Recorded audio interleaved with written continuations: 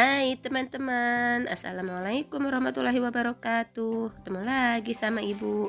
Masih di pembelajaran tematik tema 4G, indahnya keragaman di negeriku. Subtema 1 yaitu keragaman suku bangsa dan agama di negeriku.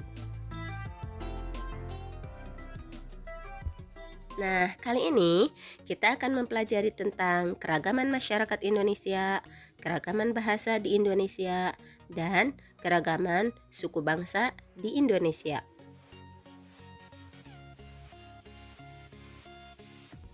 Tapi tidak lupa ya, sebelum belajar, berdoa terlebih dahulu. Yuk kita baca bersama-sama. Bismillahirrahmanirrahim. Raditu billahi rabba wa bil islami dinna wa bi Muhammadin nabiyyan wa rasula. Rabbi zidni ilman warzuqni fahman. Teman-teman, Indonesia sangat kaya akan keragaman. Salah satunya keragaman suku bangsa, keragaman bahasa, budaya, dan agama.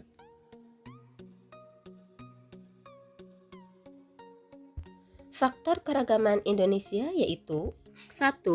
Letak strategis wilayah Indonesia, di mana Indonesia terletak di antara dua samudra, yaitu Samudra Hindia dan Samudra Pasifik. Indonesia juga ada di antara dua benua, yaitu benua Asia dan benua Australia. Hal tersebut menjadikan Indonesia di tengah-tengah perdagangan. Maka dari itu, para pedagang dari berbagai dunia datang ke Indonesia dan membawa berbagai macam budaya dari negaranya masing-masing. Kedua, kondisi negara kepulauan. Indonesia terdiri dari 13.466 pulau. Hal tersebut menyebabkan penduduk yang menempati satu pulau tumbuh menjadi kesatuan suku bangsa, sehingga Indonesia memiliki banyak suku bangsa.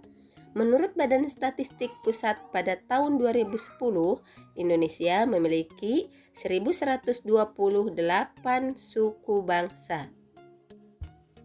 3. Perbedaan alam. Keadaan alam Indonesia mempengaruhi keadaan masyarakatnya. Seperti masyarakat pantai, lebih banyak memanfaatkan laut untuk mempertahankan hidupnya, yaitu dengan menjadi nelayan. Berbeda dengan masyarakat yang tinggal di pegunungan, memiliki cara lain untuk bertahan hidup, yaitu dengan beternak atau menjadi petani. Apabila masyarakat di perkotaan, yaitu mempertahankan hidup dengan membuka usaha kecil dan menengah, yaitu UKM. Selain itu, dengan bekerja di kantor atau di pabrik. 4. Keadaan komunikasi dan transportasi. Dengan adanya alat komunikasi dan transportasi yang memadai akan mempermudah masyarakat untuk saling berhubungan satu sama lain, walaupun jaraknya berjauhan. Tapi apabila alat komunikasinya terbatas, akan mempersulit melakukan komunikasi. 5. Penerimaan masyarakat terhadap perubahan, yaitu masyarakat perkotaan akan mudah menerima budaya asing atau budaya luar. Sebaliknya, masyarakat desa atau pedalaman akan sulit menerima budaya asing dan akan lebih mempertahankan budayanya sendiri atau budaya yang sudah ada. Nah, itulah teman-teman 5 faktor yang menyebabkan keragaman di Indonesia. Sekarang kita akan mempelajari suku dan ragam bahasa yang ada di Indonesia. Bahasa merupakan kekayaan bangsa Indonesia, tetapi untuk memudahkan komunikasi, Indonesia mempunyai bahasa nasional dan bahasa persatuan, yaitu bahasa Indonesia.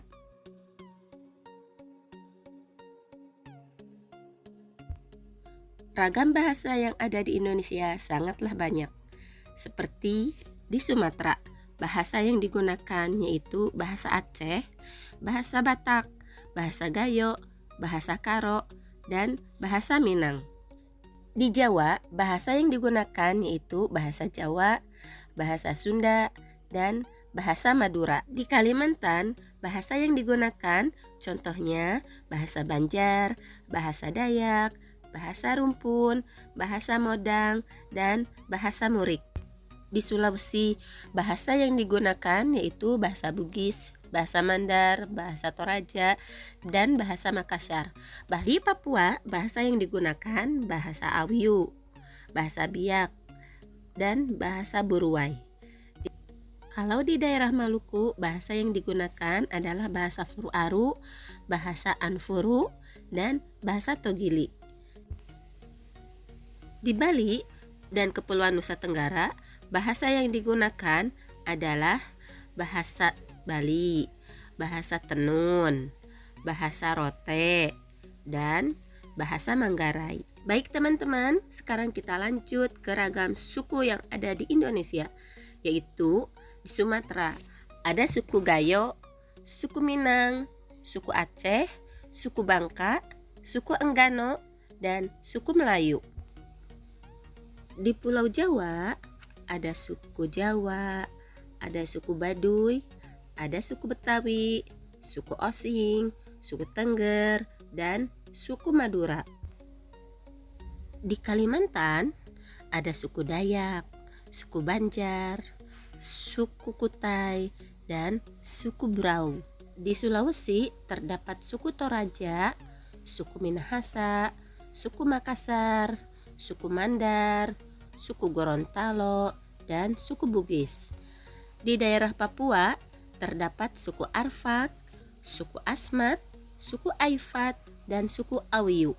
Di daerah Maluku terdapat suku Ternate, suku Kau, suku Aru, suku Seram, suku Furur, dan suku Bacan. Terakhir, di daerah Bali dan Kepulauan Nusa Tenggara, suku di Pulau Bali yaitu suku Bali. Di Nusa Tenggara adalah suku Sasak, suku Bina, suku Sumbawa, dan suku Manggarai.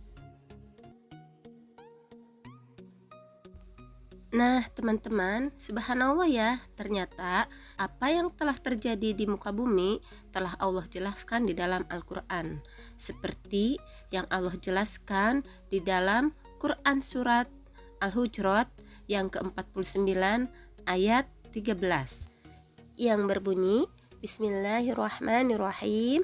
Ya ayuhan nasu inna khalaqnakum min dzakari wa unsa wa ja'alnakum syu'uban wa qabaila lita'arafu.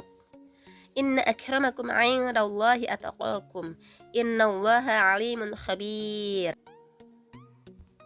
Yang artinya, wahai manusia, sungguh kami telah menciptakan kamu dari seorang laki-laki dan seorang perempuan.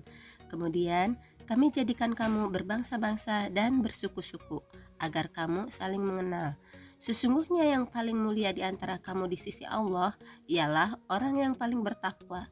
Sungguh Allah Maha Mengetahui, Maha Teliti. Baiklah teman-teman, dicukupkan sampai di sini pembelajaran kali ini. Kita tutup dengan membaca hamdalah dan doa kifaratul majlis. Alhamdulillahirabbil alamin. Subhanakallahumma wa bihamdika asyhadu an la ilaha illa anta astaghfiruka wa atubu ilaik.